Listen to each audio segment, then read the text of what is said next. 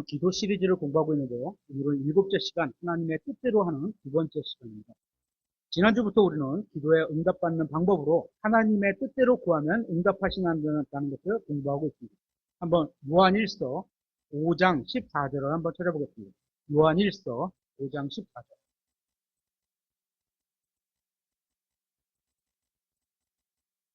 요한일서 5장 14절. 요한일서 5장 14절. 제가 읽겠습니다. 그분 안에서 우리가 가진 확신은 이것이니, 우리가 확신을 가질 수 있는 근거가 뭐라 그랬죠? 성경에 기록된 말씀을 가지고 우리가 확신을 가질 수 있는 거예요. 확신은 이것이니 곧 우리가 그분의 뜻대로, 하나님의 뜻대로 무엇인가를 구하면, 그죠? 무엇이든 구하면 그분께서 우리 말을 들으신다는 것이죠. 하나님의 뜻대로 구하는데 하나님이 이루시겠죠. 하나님이 이루시기 때문에 응답이 되는 겁니다. 성경이 말하는 직접적인 하나님의 뜻은, 지난주에 살펴본 첫 번째는 예수 그리스도께서는 하나님의 뜻에 따라서 우리를 악한 현 세상에서 구원하시는 거였다. 그래서 십자가에서 죽으셨다. 이게 하나님의 뜻이었고, 두 번째, 믿는 자들인 우리가 함께 모여서 교제를 나누는 것. 그러므로 새 힘을 얻는 것. 이게 하나님의 뜻이었고, 세 번째, 우리가 하나님과 다른 사람을 섬기는 것. 이것도 하나님의 뜻이었습니다. 네 번째, 우리가 우리 세대를 섬기는 것. 다윗이 자신의 세대를 섬기는 게 하나님의 뜻이다. 이렇게 성경은 말하고 있죠. 우리가 모든 일에 감사하는 것. 오전에도 살펴봤지만 슬픈 일, 기쁜 일, 나쁘게 보이는 일, 좋게 보이는 일, 모든 것에 감사하는 것. 이게 하나님의 뜻인 겁니다. 여섯 번째, 우리가 비방을 받을 때 그것에 반박하지 않고, 예수님이 그러셨죠. 그죠? 반박해도 받아들여지지도 않았겠지만 굳이 그걸 반박하지도 않으셨어요. 그죠? 왜냐하면 하나님의 뜻이 이루어지는 거였기 때문에 않고 계속해서 선을 행하는 것을 배웠습니다. 이게 하나님의 뜻 6가지를 지난주에 살펴봤고요. 하나님의 뜻을 아는 것은 그리 어려운 것이 아닙니다. 성경을 읽으면 그냥 하나님의 뜻, 이게 내 뜻이다 이렇게 표현하는 것을 딱 메모만 하면 돼요. 그래서 오늘 나머지 10가지, 오늘은 이제 4가지를 살펴보겠죠. 다만 그 뜻을 행하려는 마음이 있느냐, 아는 거는 그렇게 어려운 게 아니에요. 지난주 시간하고 오늘 시간 거 정리해보거나 아니면 원고 좀 주세요. 그러면 제가 드리면 그냥 다 알 수 있는 거예요. 그죠?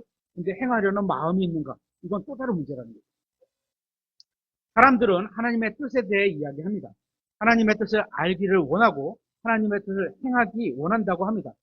그러면서 삶에서는 여전히 세상과 일치하는 생활을 하고 있습니다. 이건 개인뿐만 아니라 교회도 마찬가지입니다. 하나님께서 원하시는 뜻이 있는데 그것을 자기적으로 자기에 그냥 맞춰서, 성경에 분명히 그렇게 보이는 구절이 있어요. 없질 않아. 하지만 그거를 내가 만약에 그걸 어떤 의도로 가지고 막 적용하면 안 된다는 거죠. 문맥 위아래 살펴보고 이게 나의 상황에 적절하게 적용됐습니까? 판단해 보고 그걸 적용을 해야 되겠죠. 적지 않은 교회들이 하나님의 뜻을 안다고 하면서 세상과 일치해 가고 있습니다. 교리, 하나님의 교리, 하나님의 관한 교리, 하나님의 교리, 또 음악. 세상 음악이 막 교회에 들어왔는데 구분하지, 하나님이 원하는 음악이 있는데 그거는 안 하고 그냥 세상의 음악을 막 받아들이는 거죠. 또 섬기는 방식 등이 세상을 쫓아가고 있습니다. 그죠? 교회가 이 악한 세상과 어울리기 위해 이 세상에 맞추고 심지어 성경까지 이 세상의 공의에 맞게 뜯어고치고 있는 실정입니다. 결국 많은 교회들이 하나님의 일을 한다고는 하지만 하나님의 뜻도 아니고 하나님의 방식도 아닌 걸 알고 하는 겁니다. 성경은 멸망으로 인도하는 그 문은 넓고 그 길이 넓어 거기로 들어가는 자가 많다라고 말씀하고 있습니다. 여기서 한 가지 질문을 드리겠습니다. 여러분은 이번 주에 하나님을 위해 무엇을 하셨습니까? 여러분은 이번 주에 다른 사람의 유익을 위해서 무엇을 하셨습니까? 지난 일주일 동안 그 모든 것에 여러분이 하나님을 위해 한 일은 무엇입니까? 다른 사람을 위해 한 일은 무엇입니까? 그냥 단지 나 자신과 우리 가족을 위해 한 일 말고 하나님과 다른 사람을 위해 마음을 담아서 한 일이 무엇인지 한번 생각해 보시기 바랍니다. 우리의 인생 중에 하나님의 뜻에 얼마나 순종했는가? 여러분은 얼마나 순종했다고 말할 수 있겠습니까? 오늘날 기독교는 과거와 비교해 보았을 때 어떤 모습일까요?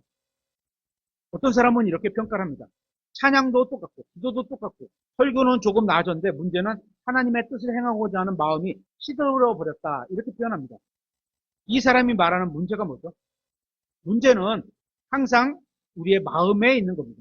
하나님의 뜻은 결과와 상관이 없습니다. 우리가 결과는 하나님께서 그냥 이루시는 일이고 우리는 그 뜻에 맞춰서 살아가는 과정이 왜냐하면 결과 끝까지 가지 못하는 경우도 있기 때문에 과정에 어떻게 살아가느냐고 관련이 있는 겁니다. 많은 결과를 냈다고 해서 하나님의 뜻을 제대로 수행했다고 할 수는 없고 작은 결과를 냈다고 해서 하나님의 뜻을 수행하지 못했다고 할 수도 없습니다. 아까도 오셨던 스님이 저희 교회가 2000년 1월 달에 만들어졌다. 그러면 지금 26년이 된 거잖아요. 그죠? 근데 우리 교회가 26년이 됐는데 성도수가 많지 않아. 그렇다고 이게 하나님의 뜻이 아니다. 이렇게 볼 수 없다는 거죠. 많다. 그래서 하나님의 뜻이다. 이것도 아니라는 거예요. 그죠? 하나님의 뜻은 외형적인 것과는 상관이 없습니다. 어디에 있든지 주님을 섬기는 것이 하나님의 뜻입니다. 어디라는 특정한 장소가 하나님의 뜻과 관계 있는 것이 아니라는 겁니다. 예를 들어서 구약 성경 같으면 예루살렘, 그죠? 꼭 그 성전에서 예배를 드렸어야 되는데, 경배를 드렸어야 되는데, 헌물을 드렸어야 되는데, 우리는 아니잖아요. 그러니까 장소가 그렇다고 막 불의한 장소를 말하는 건 아닙니다. 그죠?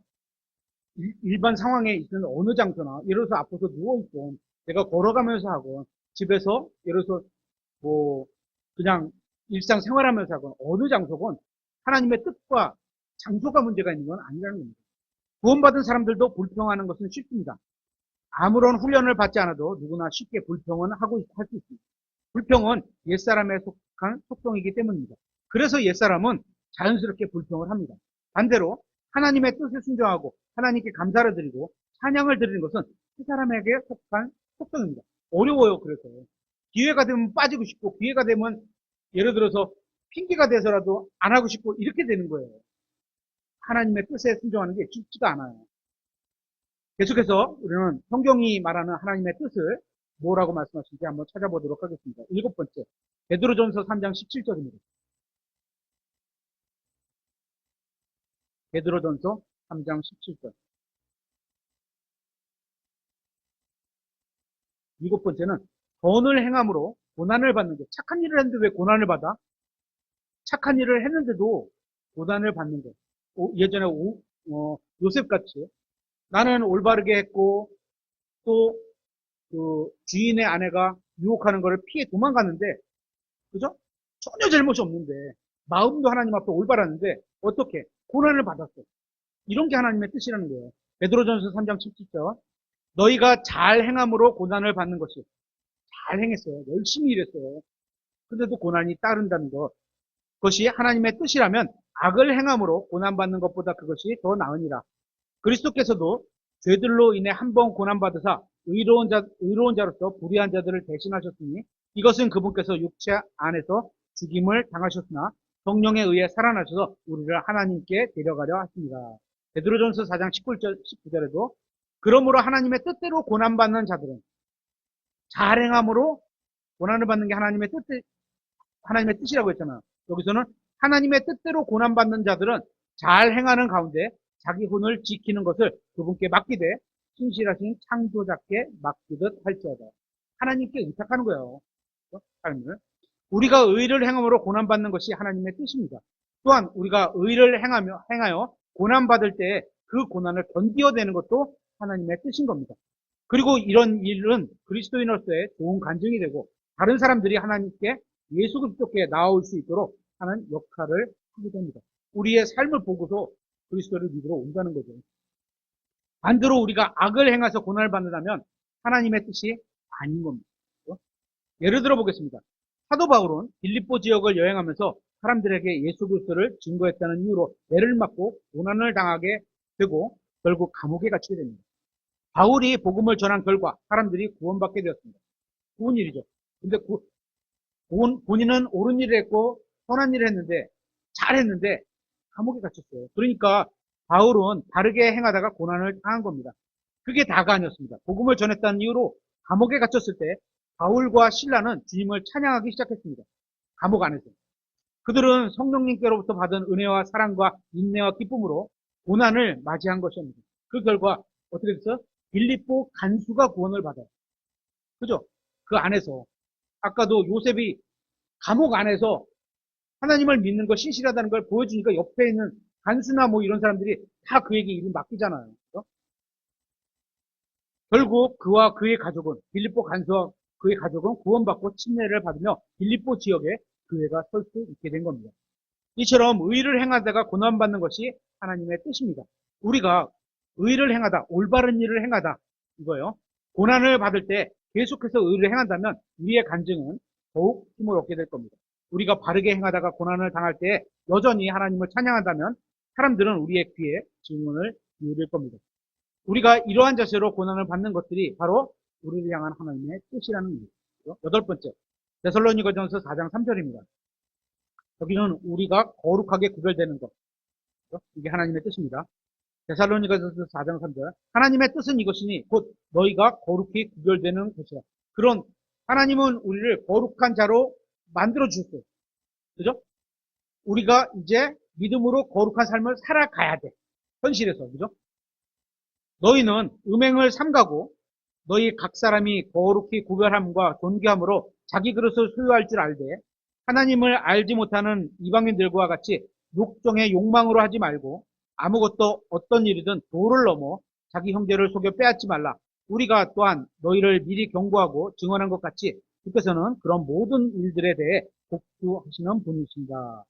우리를 향한 하나님의 뜻은 매우 단순하고 분명합니다. 그죠? 우리는 악한 세상에서 살고 있습니다. 이 세상은 악합니다. 이 세상은 음행을 조장합니다. 이 세상은 우리에게 즐길 수 있을 때 즐기라고 합니다. 세상은 그렇게 말을 하잖아요. 그죠? 그러나 성경은 우리가 거룩히 구별되는 것, 하나님이 우리를 예수 그리스도의 피로 거룩하게 만들어 주셨기 때문에 거룩한 삶을 살아가기를 원하시는 거예요. 그죠? 그게 하나님의 뜻이라는 겁니다. 성경은 우리가 우리의 욕망과 열정과 감정을 어떻게 조절해서 음행에 빠지지 않는 것이 하나님의 뜻이라고 말하고 있는 겁니다. 다른 표현으로 하면 성경은 우리가 짐승처럼 살지 말고 어떻게? 음행, 아니야, 감정, 열정, 욕망. 그죠? 옛날에, 지금은 뭐 그런 게 많이 적었지만 옛날에 강아지들이 길거리 돌아다니면서 아무 개하고도 막 그냥 붙어요. 진짜 그런 거 많아요. 짐승같이 살지 말고 하나님의 형상으로 지음받은 인간답게 사는 것이 하나님의 뜻이라고 말씀하고 있는 겁니다. 짐승은 앞뒤 결과를 생각하지 않고 본능에 따라서 살아갑니다. 세상은 그렇게 말하잖아요. 우리한테 뭐라고 말해요? 본능에 따라서 본능에 충실해 이렇게 말해요. 근데 성경은 그 본성은 옛 본성은 악하다. 하나님의 속성이 너희에게 주어졌으니까 그것에 맞춰 살아가라는 거죠. 어떤 행위를 하면서 자신의 명성에 먹칠을 할까봐 걱정하는 짐승은 없습니다. 그죠? 그렇게 이 세상은 본능에 충실하라고 가르칩니다. 오직 하나님의 말씀만이 인간답게, 하나님의 자녀답게 거룩하게 살라고 말씀합니다. 이것이 바로 하나님의 뜻인 겁니다. 아홉 번째. 고린도전서 1장 1절입니다. 한번 찾아보겠습니다. 고린도전서 1장 1절.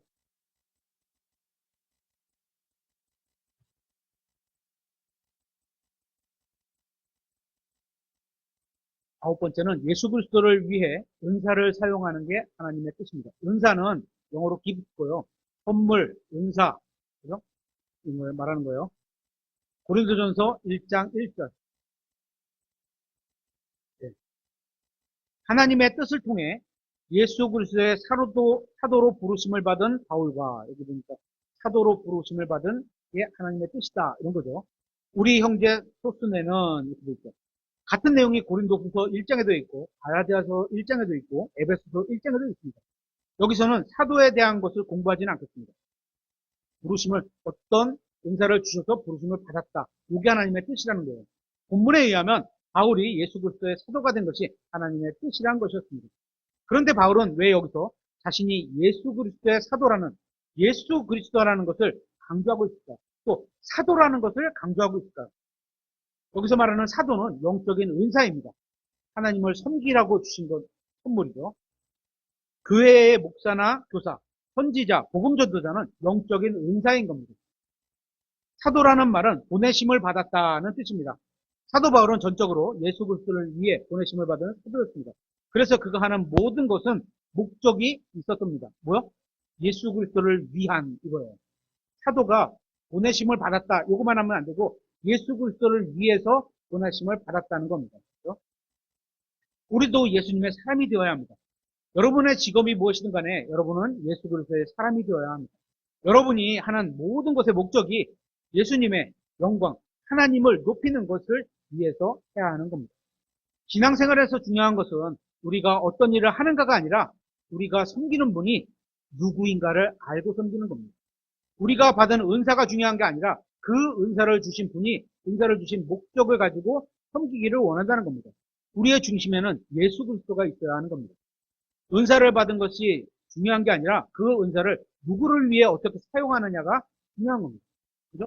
예를 들어서 성경을 가르치는 은사를 받았어. 근데 그걸 책을 펴내고 돈벌이로만 써. 그건 예수님을 위한 게 아니잖아요. 그죠? 우리가 받은 은사를 그냥 단순히 사용하는 것이 하나님의 뜻이 아니라 그냥 막 이렇게 쓰는 게 아니라 예수 그리스도를 위해서 사용하는 것. 이게 하나님의 뜻인 겁니다. 여기서 한 가지 생각해 봐야 할 것이 있습니다. 성경에 의하면 구원받은 모든 사람들은 은사를 받았습니다. 그죠? 각자가 다르지만 무슨 은사든지 다 하나씩 받았어요. 선물을 주셨어요. 성령님께서 각자에게 주셨어요. 그게 각자가 다를 수 있는 거죠. 그리고 우리는 모두 주님의 몸을 이루고 있습니다. 그 은사를 써서 상대방을 세워주고 교회를 세우라고. 교회가 뭐예요? 믿는 사람들이잖아요. 상대방의 영적을 성장과 세워줌을 하라고 은사를 주셨다는 거죠. 우리는 지체로서 하는 하는 일이 모두 다를 수는 있지만 하나님께서 저에게 예를 들어서 폰이라는 은사를 주셨어요. 그럼 폰으로 할 수 있는 일을 해야죠. 그죠? 뭐 어디 등을 긁는다든지 뭐 짚는다든지 이런 일을 해야죠. 폰 갖고 걸어가라. 막 이러면 적절하지 않은 거잖아요. 그죠? 있지만 각각이 모두 중요한 겁니다. 다리도 중요하고 눈도 중요하고 손도 중요하고 입도 중요하고 내장도 중요하고 척추도 중요하고 다 중요한 거죠. 어떤 사람이 보기에 별로 중요하지 않은 것 같을지라도 그 지체가 없으면 어떻게 돼요? 예를 들어서 제가 이렇게 있는데 제 지체 중에 팔이 하나 없어. 그 애 중에 팔이 있는데 그 애 중에 팔의 은사를 갖고 있는 사람이 있는데 이 팔이 자기 역할을 못해. 그럼 어떻게 돼요? 사람들은 뭐라고 말해요? 장애를 가졌다. 이렇게 표현하잖아요. 그죠? 기능을 제대로 못하면 그렇게 표현하는 거예요. 지체인 여러분이 있다고 할지라도 지체로서 자기가 맡은 은사를 다하지 않으면 하나님이 보실 때 장애를 갖고 있는 거나 다를 바가 없는 겁니다. 그렇기 때문에 우리는 모두 그리스도의 몸에 속한 지체로서 각자의 역할이 있고 그 역할을 감당해서 주님께 영광을 돌려야 하는 겁니다. 그게 하나님의 뜻이라는 겁니다. 은사를 주신 목적이 그거라는 거예요. 자녀 교육과 관련해서는 하나님의 뜻은 아이를 정규학교에 보내느냐 아니면 집에서 가르치느냐 이런 거는 전혀 상관이 없습니다. 대안학교 갈 수도 있고요. 기독교 어떤 그 교회에서 운영하는 대안학교 갈 수도 있고 그죠? 정규학교 갈 수도 있어요. 대안학교 갔다고 그 사람이 반드시 좋은 그리스도인이 되냐? 정해진 게 없어요. 거기 나와서도 대안학교 가서도 충분히 좋은 목사님이 될 수 있고 좋은 선교사가 될 수도 있고 또 반대로 기독교에서 운영하는 대안학교 나왔을지라도 엉터리 그리스도인이 될 수 있고 구원받지 못할 수도 있어요. 그죠? 어디 정해진 건 아니라는 거죠. 그런 거. 그런 어떤 그 물리적인 물질적인 거에 너무 연연하면 안 된다는 거예요. 하나님의 뜻은 뭐냐? 부모가 자녀를 거룩하게 키우고 깨끗한 그리스도인으로 성장시키게 하는 겁니다. 그러려면 그래서 어떻게 해요? 성경을 가르쳐야 되겠죠. 또 다른 어떤 사람들은 옷을 어떻게 입고 화장을 어떻게 하느냐 이게 하나님의 뜻과 관련이 있다 이렇게 말합니다. 뭐 그렇게 가르치는 분들이 있을 수는 있겠죠. 그렇죠? 나름대로 뭐 근거를 대서. 그러나 성경에는 그러한 것이 없습니다. 어디 성경에 있어요? 아까도 그때 나오셨지만 단정하면 되는 거예요. 저희가 뭘 입어라 이렇게 성경이 딱 이렇게 고착되어 있지 않다는 거죠. 성경은 자신의 여건에 맞게 단정하게 입으면 되는 거예요. 성경에 없는 기준을 만들어서 그 기준에 맞으면 영적인 사람이고 그 기준에 어긋나면 육적인 사람으로 여기는 것은 아무런 의미가 없는 겁니다. 그래서 교회에 이런 규칙을 많이 세우는 게 아니 성경에 있는 거 여러분 다 지키세요? 그러면 제가 하나 더 만들어 드릴게요. 다 지키지도 못해요. 저도 마찬가지고 아는 만큼 지켜가려고 자꾸 성장해 가는 거지. 근데 거기다 규칙을 자꾸 더 만들면 힘들어서 무거워서 못 가요. 이제. 아무런 의미가 없는 겁니다. 성경에 없는 기준을 가지고 거룩하고 영적인 사람으로 만들 수는 없습니다. 규칙이 잘 지켜진다고 거룩한 사람이냐? 예배에 매일 참석한다고 거룩한 사람이냐? 아니, 거룩해질 수 있는 토양은 될 수 있죠. 성경 말씀을 들으니까. 그런 기회가 나눠주니까 토양은 될 수 있는데, 예배에 참석해야지만 거룩한 사람이냐? 그런 건 아니라는 거예요. 삶에서 진짜 내가 하나님 앞에서 마음을 올바르게 갖고 하나님의 말씀이 나를 이끄시는 대로 내가 순종하며 살아가느냐, 이게 거룩한 사람이지, 그죠? 거룩하고 성별된 삶을 살고 이 세상에 동화되지 않게 사는 것, 이게 하나님의 뜻인 겁니다. 10번째, 마지막이죠. 로마서 8장 26절 한번 찾아보겠습니다. 로마서 8장 26절.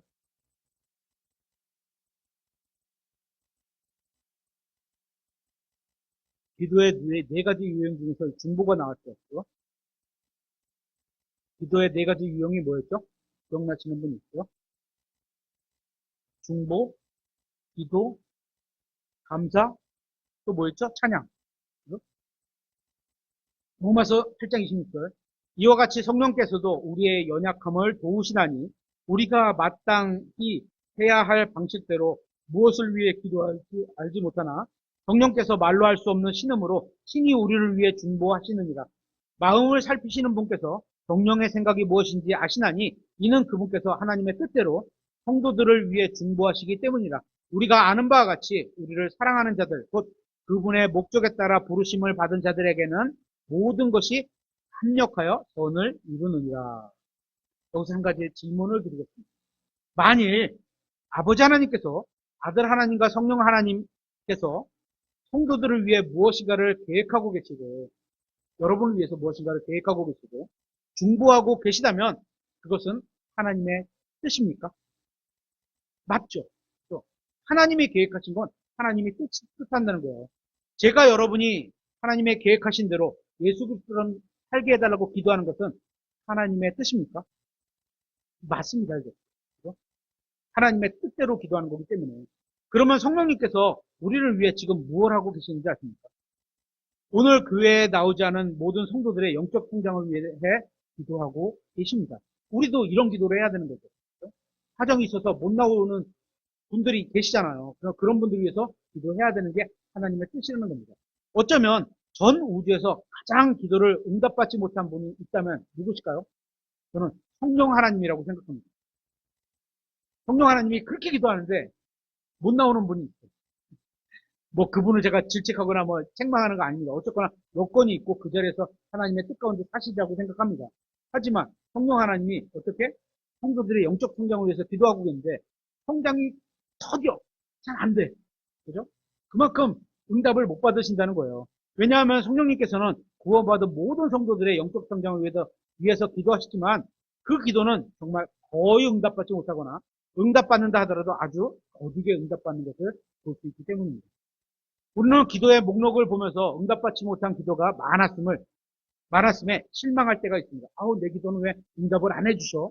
그럴 때는 성령님의 응답받지 못하는 기도 목록을 한번 보십시오. 우리보다 더 못 받고 계시다는 거예요. 성경은 우리가 서로 사랑해야 한다고 말씀하고 있습니다. 성령님께서는 성경 말씀대로 우리가 서로 사랑하게 되기를 기도하고 있습니다. 근데 정말 서로 사랑하나요? 성령님의 이러한 기도가 응답받았을까요? 또 그리스도의 몸이 분열되지 않는 것이 성령님의 기도입니다. 그렇죠. 이 기도가 응답받았습니까? 막 교회가 나눠지고 싸우고 찢어지고 막 이러잖아요. 그러니까 성령님을 생각해 보면 여러분의 기도가 응답받지 못했다고 해서, 그죠? 기도의 응답이 너무 더디다고 낙심할 필요가 없는 겁니다. 성령님이 기도하는 것도 응답이 잘 안 되는데, 성령님께서는 지금 무엇을 하고 계신지 아십니까? 여러분을 위해 중보하고 계십니다. 여러분이 복을 받고, 도움을 받고, 인도를 받고, 가르침을 받고, 영적으로 자라기를 기도하고 계신 겁니다. 이렇게 성령님께서 여러분을 위해 중보하고 계신 것이 하나님의 뜻인 겁니다. 그렇죠? 여러분이 누군가가 하나님 앞에서 잘 되기를 기도한다면, 저는 여러분을 기도한다면 그 사람을 미워할 수는 없습니다. 하나님, 이 사람 잘 되게 해주세요. 그러면서 속으로 미운 마음을 갖고 그렇게 기도하는 사람은 없죠. 그죠? 여러분이 누군가를 위해 진정으로 꾸준히 기도하면 어떻게 되는지 아십니까? 그 사람을 사랑하게 될 겁니다. 이게 바로 예수님께서 우리를 사랑하고 계시고 성령께서 우리를 사랑하시는 이유 중에 하나입니다. 예수님이 우리를 위해서 중보기도 하고 있고 성령님도 우리를 위해서 중보기도 하고 계시는데 그런 이유가 뭐요? 그분이 우리를 사랑하고 계시기 때문인 거예요. 예수님께서는 우리를 위해 끊임없이 중보하고 계십니다. 그래서 우리를 더욱 사랑하시는 겁니다. 우리도 누군가를 위해서 계속 생각하면서 기도를 해. 하나님께서는 우리도 성령님과 예수님처럼 사랑하기를 원하십니다. 이제 마지막으로 하나님의 뜻과 관련해서 세 가지만 살펴보고 마치도록 하겠습니다. 첫 번째, 하나님의 뜻을 알아야 합니다. 알아야지 하나님의 뜻대로 기도를 하죠. 알려면 어떻게 하죠? 성경을 읽어서 하나님의 뜻이 무엇인지 나를 향한 하나님의 뜻을 알아야죠. 그죠? 예를 들어서 아브라함을 향한 하나님의 뜻을 내가 구하면 돼요, 안 돼요? 안 됩니다. 하나님께서는 아브라함의 향한 뜻은 우리 지금 일반적으로 준 뜻이 거의 다 일치하지만 그에게 특별히 향한 게 있어요. 믿음을 보이라. 아들을 잡았어. 근데 난 박준희 형제님이 아들을 잡는 거 한 번도 없어. 불로 태우라. 안 봤어. 왜? 아브라함에게 주신 말씀은 아브라함이 믿을 말씀이에요. 우리는 그에게 주신, 나에게 주신 말씀을 믿고 그 말씀을 믿음으로 행하면 되는 거예요. 그죠? 그러려면 하나님의 뜻을 알려면 어떻게? 성경을 읽어야 됩니다. 둘째, 하나님의 뜻을 알기만 하면 뭐래? 행해야 합니다. 알면 저번 주 그 설교에 있었죠. 시험 공부를 막 해서 시험지에다가는 100점짜리 문제를 풀었어. 그런데 답안지에다 밀렸었어. 그래서 빵점이야. 무슨 소용이 있어? 아는 게 필요 없어요. 결과가 있어야 되는 거예요. 올바른 결과가. 셋째, 하나님의 뜻을 온전히 행해야 합니다. 간단하죠. 하나님의 뜻을 어떻게 알고 뜻을 행하고 또 온전히 행하면 되는 겁니다. 로마서 12장 1절 한번 찾아보겠습니다. 로마서 12장 1절.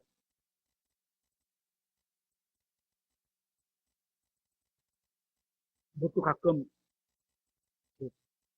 설교를 듣거나 다른 책을 보면 조금 오해 있는 내용들이 있긴 한데요. 여기 2절에 보면 선하시고 받으실 만하며 완전하신 뜻, 이거를 세 개로 각각이다 이렇게 보시는 분들이 있는데 저는 그렇게 안 보이거든요. 하여간 한번 들어보십시오.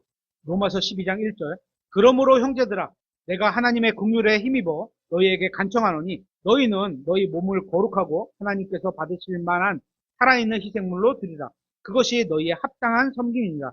너희는 이 세상에 동화되지 말고 너희 생각을 새롭게 함으로 변화를 받아 하나님의 그 선하시고 받으실 만하며 완전하신 뜻이 무엇인지 검증하도록 하라. 입증하라. 이겁니다. 선하시고 받으실 만하며 완전하신 뜻이 세 가지 따로따로 있는 게 아니라 하나님께서 받으실 만한 것은 선하면서 완전하다는 겁니다. 그러므로 하나님께 드리는 우리의 희생은 선해야 하고 받으실 만해야 하고 완전해야 한다는 겁니다. 예를 들어서 이런 거죠. 우리가 앞에서 살펴본 내용에 따르면 하나님의 뜻은 우리가 음행하지 않는 겁니다. 그렇죠? 거룩히 구별되는 거죠. 그러면 이것은 선하신 뜻입니까? 받으실 만한 뜻입니까? 완전하신 뜻입니까? 음행을 하든지 음행을 하지 않든지 두 가지 종류의 하나입니다. 둘 중에 하나죠. 하든지 안 하든지. 하나님의 뜻에 순종해서 음행을 하지 않으면 선하시고 받으실 만하고 완전하신 뜻에 순종하는 거죠. 이게 따로 있는 게 아니에요. 또 모든 일에 감사하는 것은 어떻습니까? 모든 일에 감사하면 그것은 선하시고 받으실 만하고 완전하신 것입니다. 그러나 모든 일에 감사하지 않으면 그것은 선하지도 않고 받으실 만하지도 않고 완전하지도 않은 겁니다. 말장난처럼 선하지 않지만 받으실 만한 것은 없습니다. 그죠? 선하시고 받으실 만하고 완전하신 게 일체예요. 하나예요. 그죠? 이거는 되는데 이렇게 되는 건 없어요. 그죠? 선하시고 받으실 만하면 완전하다는 것은 하나님의 특징을 세 가지 모양으로 하나님의 뜻에 대한 특징을 세 가지 모형으로 잘 보여주는 겁니다. 대신 한 가지를 나타내는 거죠.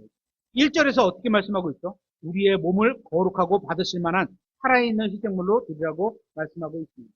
이 세 가지는 우리의 몸을 드리는 것에 대해 세 가지 측면일 뿐입니다.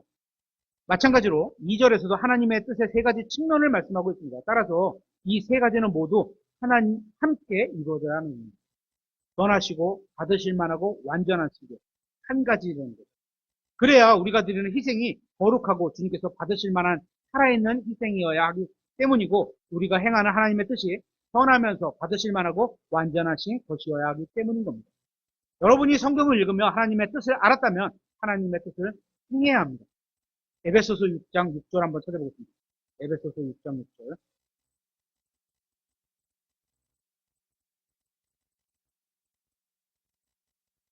에베소서 6장 6절.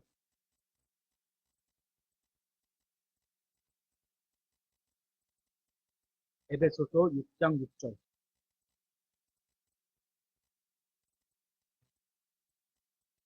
좀 조금 기다려주시면 좋습니다. 아직 듣지 못하신 분이 있으시니까 조금만 기다려주세요. 에베소서 6장 6절. 사람들을 기쁘게 하는 자들 같이 눈으로 볼 때만 섬기지 말고. 사람들은요, 앞에서 잘하는 척만 해도 기뻐해요. 아, 열심히 하는구나. 이렇게 돼요. 그죠? 근데 그렇게 하지 말고, 그리스도의 종들로서, 종은 누구요? 주인을 섬기는 거잖아요. 예수 그리스도를 섬기는 종들로서 마음으로부터, 실제 내 안에 있는 마음으로부터, 겉으로 표현되는 행동만 그렇게 한 게 아니라, 실제 마음으로부터 하나님의 뜻을 행하여. 이렇게 되어 있습니다. 그렇죠? 행하라는 거예요. 하나님의 뜻을. 마음에 하나님의 뜻을 머리로 알고 마음에 믿었다면 그것을 행하라는 거예요. 우리가 하나님의 뜻을 행하되 어떻게 해야 돼요? 완전하게 행해야 합니다. 골로새서 4장 12절에 이렇게 되어 있습니다. 너희에게 속한 사람으로 그리스도의 종인 에바브라가 너희에게 문안하느니라. 그가 너희를 위해 항상 기도로 뜨겁게 수고하나니 이것은 너희가 하나님의 모든 뜻 안에서 완전하고 완벽하게 서게 하려 함이라. 하나님의 뜻 안에서 그렇게 행동해야 한다는 겁니다. 오늘 내용을 마무리하겠습니다. 여러분을 향한 하나님의 뜻이 뭔지 이제 알기를 바라십니까? 그리고 그 뜻을 행하시기를 바라십니까? 하나님은 그러고 계시는 거예요. 행하되 완전하게 행하기를 바라고 계십니다. 하나님의 뜻대로 살면서 어떤 일이 일어나도 좌절하거나 그만두지 마시기를 바랍니다. 왜냐하면 중간에 하나님의 뜻을 행하는 것, 잘 행하다가도 고난당한다. 이렇게 돼 있잖아요. 잘 행했는데 요셉처럼 감옥에 갇힌다. 이럴 수도 있는 거예요. 그죠? 여러분이 어떤 일을 하든 하나님의 관점으로 보시기 바랍니다. 그 일이 하나님의 관점에서 보면 선하고 받으실 만하고 완전하신 것인지 생각해 보시면 됩니다. 우리는 하나님의 뜻을 살펴봤습니다. 그랬던 이유는 우리가 하나님의 뜻대로 구하면 응답받는 기도가 되기 때문입니다. 하나님의 뜻대로 구하면 응답해 주신다. 이런 거 있잖아요. 다시 한번 읽겠습니다. 요한 1서 5장 14절입니다. 마지막 구절인데요. 요한 1서 5장 14절.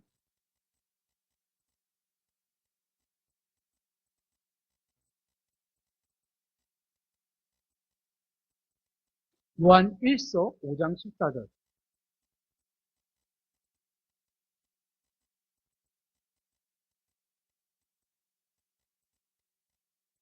요한 1서 5장 14절. 그분 안에서 우리가 가진 확신은 이것이니 곧 우리가 그분의 뜻대로 하나님의 뜻대로 무엇이든 구하면 이 하나님의 뜻을 빼버리면 어떻게 돼요? 우리가 무엇이든 구하면 이게 아니에요. 그죠? 무엇이든 구한다고 다 들어주시는 게 아니고 하나님의 뜻대로 무엇이든 구하면이에요. 성경을 정확하게 봐야 돼요. 그죠? 그분께서 우리 말을 들으신다는 거죠. 근데 응답하신다는 거예요. 그죠? 우리를 향한 하나님의 뜻은 예수 그리스도께서는 하나님의 뜻에 따라서 우리를 악한 이 현 세상에서 구원하시는 거죠. 또 믿는 자들은 우리가 함께 모여 구제를 나누고 힘을 얻는 것이 하나님의 뜻입니다. 우리가 하나님과 다른 사람을 섬기는 게 하나님의 뜻입니다. 우리가 우리 세대를 섬기는 것이 하나님의 뜻입니다. 우리가 모든 일에 감사하는 것이 하나님의 뜻입니다. 우리가 비방받을 때 그것을 반박하지 않고 계속해서 선을 행하는 것, 이것이 하나님의 뜻입니다. 선을 행함으로 고난을 받는 것도 하나님의 뜻입니다. 우리가 거룩히 구별되는 것도 하나님의 뜻입니다. 또한 예수 그리스도를 위해 하나님이 주신 성령님의 은사를 사용하는 것, 이것도 하나님의 뜻입니다. 우리가 서로를 위해 중보기도 하는 것도 하나님의 뜻입니다. 이와 같은 것들이 성경이 우리에게 말씀하시는 직접적인 하나님의 뜻인 겁니다. 이 내용들이 이해가 안 되는 어려운 내용은 없으실 겁니다. 이제 남아있는 것은 우리가 믿음으로 이 말씀을 실행하고 하려는 마음이 있는가입니다. 성경적인 지식과 믿음의 실행을 함께하는 그런 신앙으로 하시길 바라겠습니다.